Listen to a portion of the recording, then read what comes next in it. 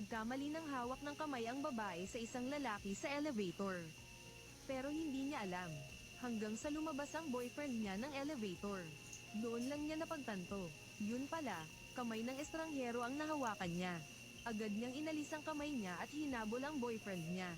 Sa party, lalong nagiging wala sa sarili ang babae. Dahil napansin niya, yung kamay na nahawakan niya kanina. Nakaramdam siya ng kakaibang kapanatagan. Ang pakiramdam na yun, hindi niya naramdaman noong hawak niya ang kamay ng kanyang nobyo. Dahil sa pagitan nila, walang pag-ibig. Ang nobyo ng babae ay pinili ng kanyang pamilya para ipakasal dahil sa pakinabang. At pinili naman siya ng lalaki dahil sa kanyang yaman. Sa bawat araw na magkasama sila, parang nagtutupad lang sila ng tungkulin. Nagkakahawak sila ng kamay nang walang kahit anong init. Nang itaas ng kaibigan niya ang baso para batiin siya. Natarante siya kaya nabasag niya nang hindi sinasadya ang baso ng alak. Bakit ba ang iingat mo? Pasensya na, lilinisin ko lang. Paumanhin. Nagmamadali ang babae papunta sa banyo para pakalmayan ang sarili. Hindi niya akalain na susundan siya ng palihim ng lalaking iyon. Dito ka ba dapat pumunta? Pambabae to. Sa sandaling iyon, may pumasok na ibang lalaki. Napagtanto ng babae na napasok siya sa banyo ng mga lalaki. Natakot siya at akmang tatakbo palabas. Ngunit hinayla siya ng lalaki papasok sa kubeta. Anong gagawin mo? Lumayo ka. Sa mismong sandaling iyon, pumasok ang nobyo ng babae sa banyo. Napansin niya ang damit ng babae sa tabi ng lababo. Inisip niya na posibleng nagtaksil sa kanya ang kasintahan niya. Nang balak niyang sumugod para mahuli sa akto ang babae.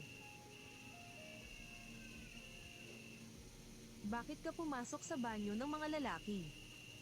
Nagmamadali ako kanina. Xinghan. Huwag ka masyadong uminom ngayon. Oh, heto. CR lang ako, lumabas ka muna. Hihintayin kita sa labas.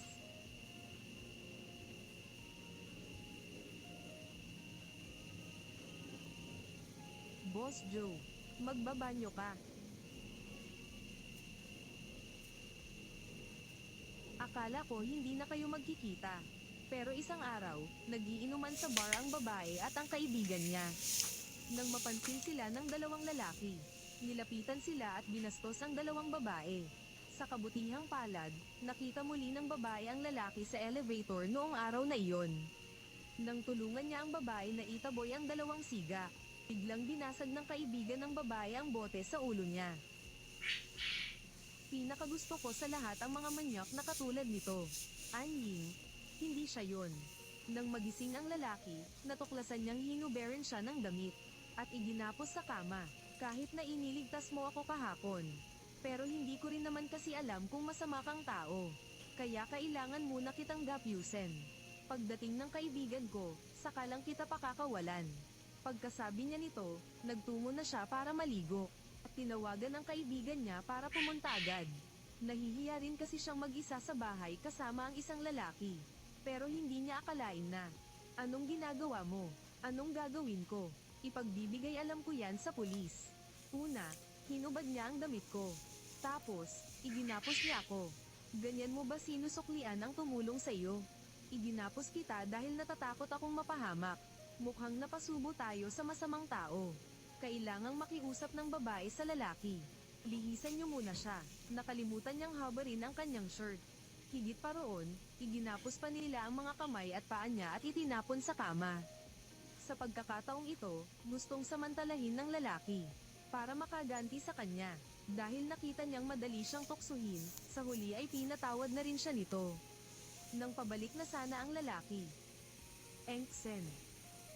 Nandito na ako. Anong ginagawa mo rito ulit? Hindi ko rin gusto. May dumarating. Si Anying yan. Matalik kong kaibigan. Paano na to? Lalabas tayo. Anong sasabihin natin? Wala naman kaming ginawa. Dito ka lang. Lalong gumugulo kapag nagpaliwanag pa.